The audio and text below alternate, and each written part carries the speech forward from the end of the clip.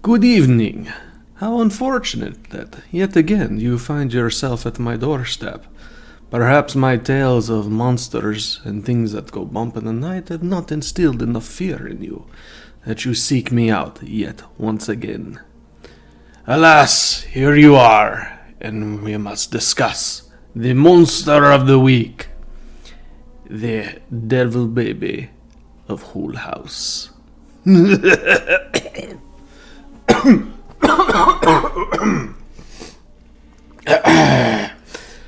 So, the devil baby of Hull House is yet another one that's kind of in my back door, or backyard, I guess you'd say.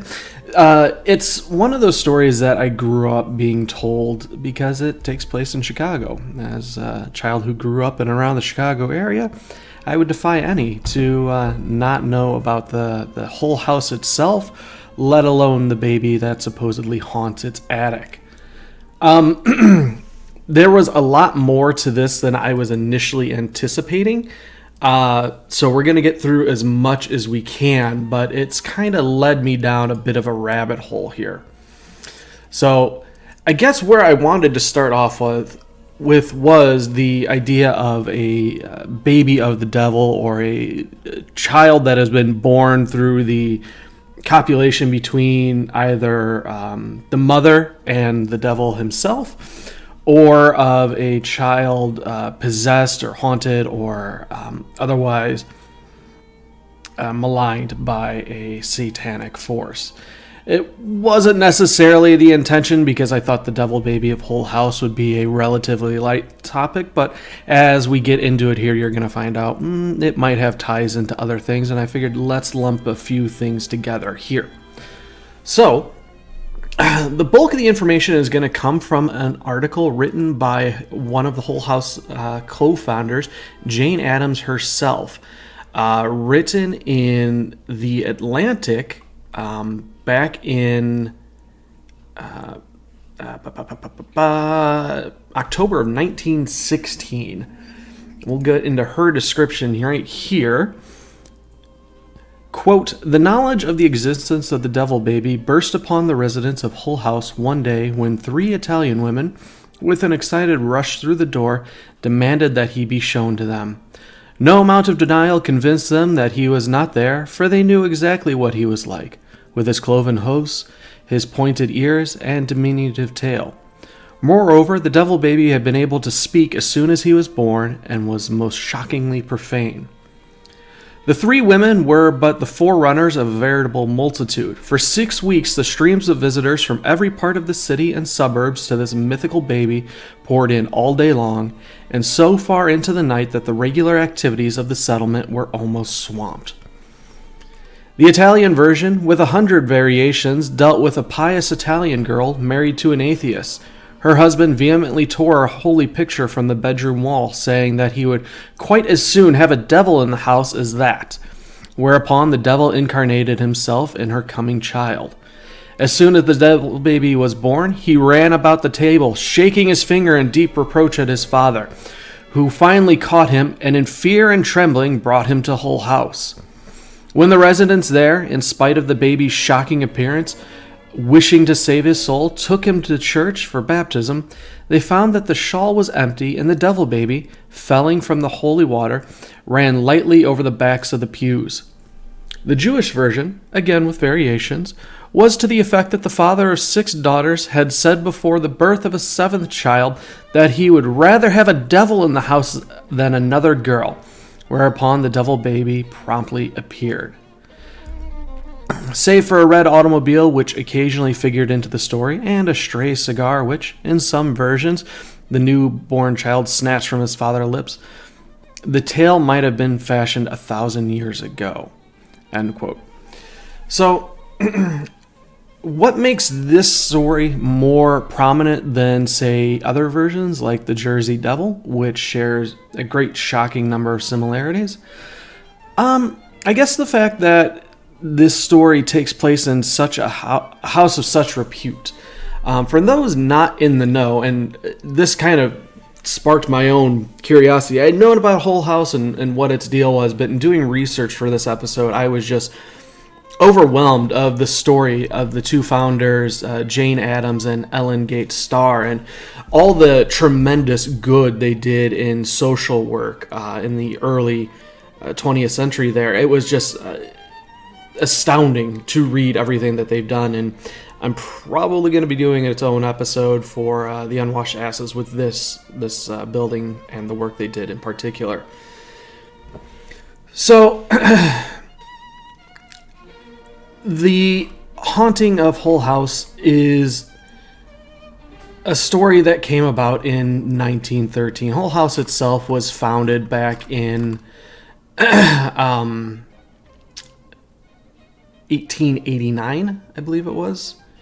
It had been rented to, again, Jane Addams and Ellen Gates Starr by the daughter of... trying to find it back here. I don't have all the notes together, so I apologize. Hull House was located in Chicago and took its name from the Italianate mansion built by real estate magnate Charles Gerald Hull at 800 South Halsted Street in 1856.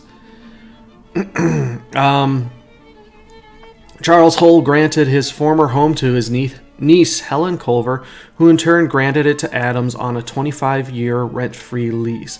By 1907, Addams had acquired another 13 buildings surrounding Hull's mansion. Between 1889 and 1935, Addams and Ellen Gates Starr continuously redeveloped the building.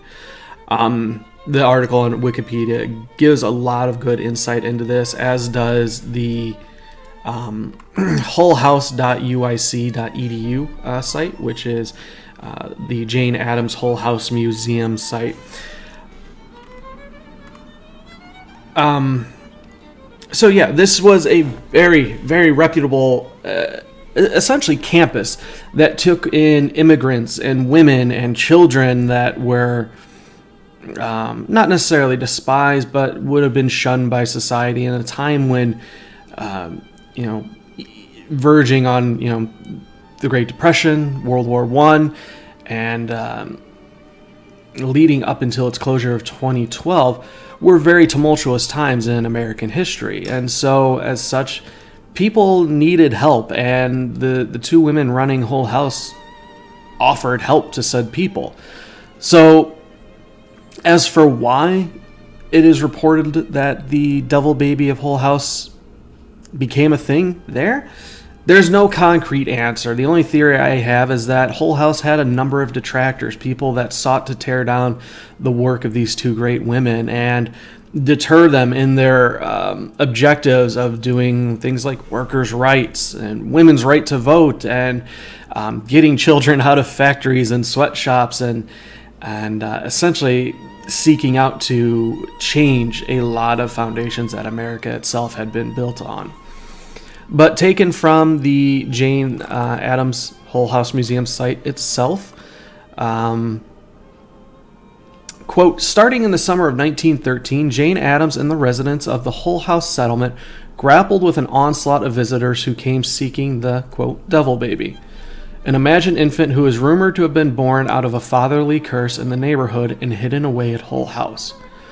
While Addams made clear that there were no such baby at the settlement, she valued the meanings embedded in the tale for immigrants, and used the story to frame social problems made clear during the course of the episode. Addams was a persuasive and eloquent writer. Over the course of her lifetime, she published 11 books and hundreds of articles addressing the pressing issues of her time. Through her writing, she was able to convey the details of neighborhood life in a way that gave dignity to the human dramas she encountered. The uncanny episode of The Devil Baby became a way to discuss the plights of immigrants in the community and deal with issues of gender, aging, poverty, folklore, and memory. And that's something we see a great deal of in this article on The Atlantic, written by Jane Addams herself, where, while being rather lengthy, she ascribes essentially several metaphors that were stories based on elderly women that she had spoken to, and that what the Devil Baby represented was something different to each of them. But ultimately, it united each of the women in a sense that it gave them reason to speak out and share their burdens to Jane Addams herself. In one instance, the devil baby represented the sins of the husband visited upon the wife. And this is an old proverb in Christian theology that the sins of the father shall be visited upon the children. And in the case of this particular woman, it was a matter of, there's no delicate way to put this, but back in the day, a lot of guys beat their women, especially in impoverished settings. These were times when, according to Jane Addams herself, when men would get paid, the idea was that they would take their paycheck home to the wife, who would then take care of the finances. But there were men who would dip into their pay envelope first and go gambling and go drinking, and to take care of their frustrations at their lot in life would take it out on the women and children, beating and murdering and raping, and it was an awful time. And ultimately, in some cases, it was believed that this devil child was the embodiment of that sin. It was just pure evil, filtered through this hateful father figure, husband figure, and ultimately acting as a punishment upon the woman who, I don't know if it was just a matter that she couldn't escape the situation or wouldn't escape the situation. Yet in another case, the devil baby represents something more positive. In the tale of a woman who had lost her son to a life sentence in the penitentiary, she could relate to a mother giving birth to something viewed as evil and loving it no matter the case because it was still their child. And quoting directly from Jane Addams' article here, quote, "The vivid interest of so many old women in the story of the devil baby may have been an unconscious, although powerful testimony that tragic experiences gradually become dressed in such trappings in order that their spent agony may prove of some use to a world which learns at the hardest, and that the strivings and sufferings of men and women long since dead, their emotion no longer connected with flesh and blood, are thus transmuted into legendary wisdom. The young are forced to heed the warning in such a tale, although for the part it is so easy for them to disregard the words of the age. That the old women who came to visit the devil baby believed that the story would secure them a hearing at home was evident, and as they prepared themselves with every detail of it, their faces shone with a timid satisfaction. Their features, worn and scarred by harsh living, even as effigies built into the floor of an old church become dim and defaced by rough-shod feet, grew poignant and solemn. In the midst of their double bewilderment, both that the younger generation were walking in such stranger paths and that no one would listen to them, for one moment there flickered up that last hope of a disappointed life, that it may at least serve as a warning while affording material for exciting narrations." End quote. Despite there being regular visitors to come see the devil baby itself, not all were women seeking to make sense of their own tragic lives. There were many that were just spectators, folks that were looking for a laugh and a story. And as I can't emphasize enough here, you need to read this article at The Atlantic. I'll put a link in the show notes. It's just a fantastic read throughout.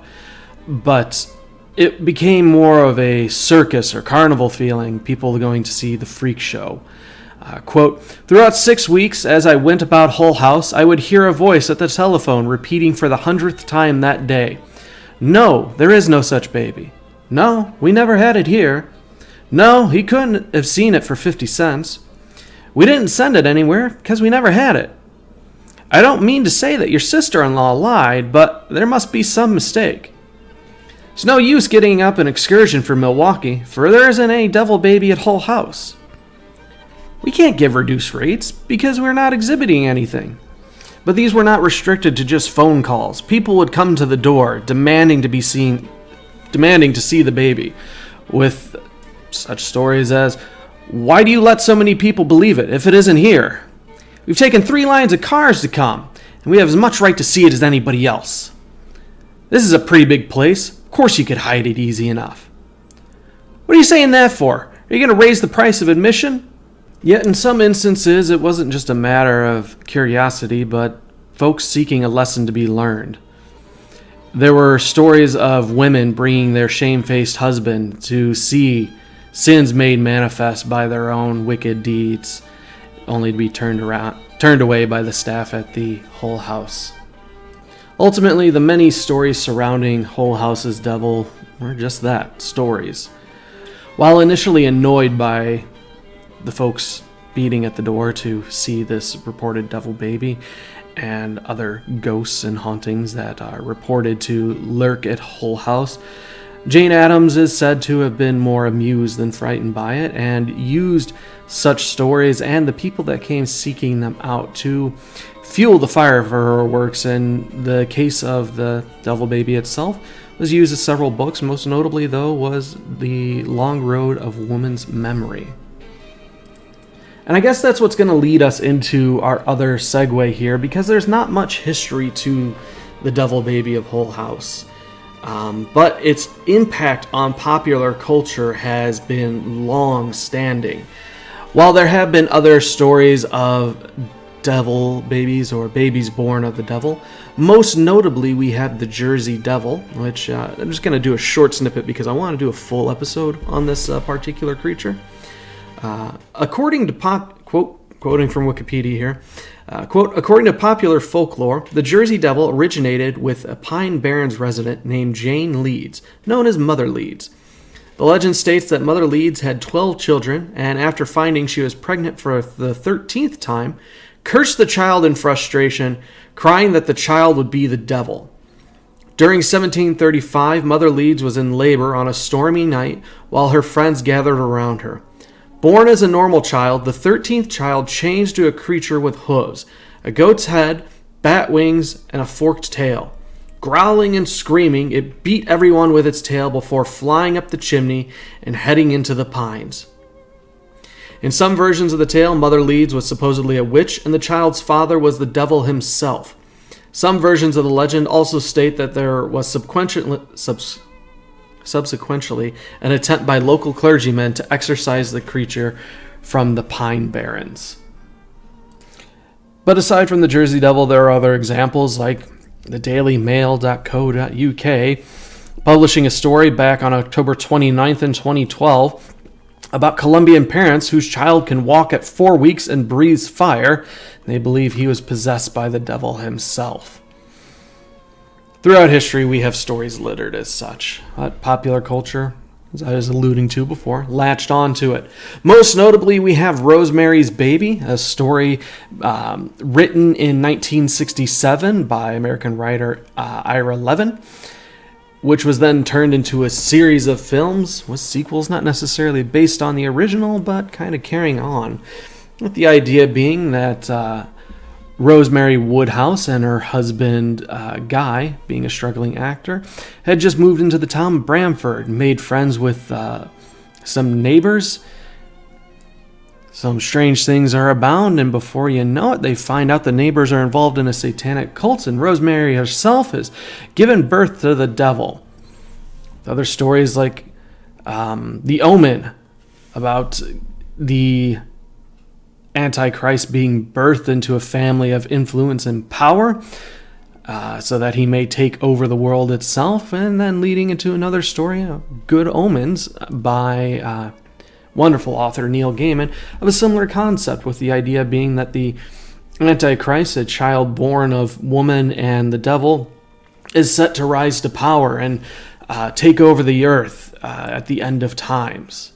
And the Antichrist himself isn't just necessarily a more recent supernatural figure, but is based heavily in Christian theology, as well as several other religions, including Judaism, Islam, and Baha'i culture. The idea being that the Antichrist will rise up at the end of times to rule over the earth for, depending on some religions, 3.5 years before he is slain by Jesus in the second coming of Christ.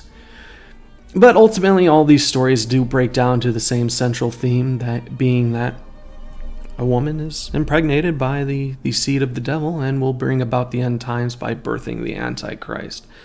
In other popular culture, we see songs like that of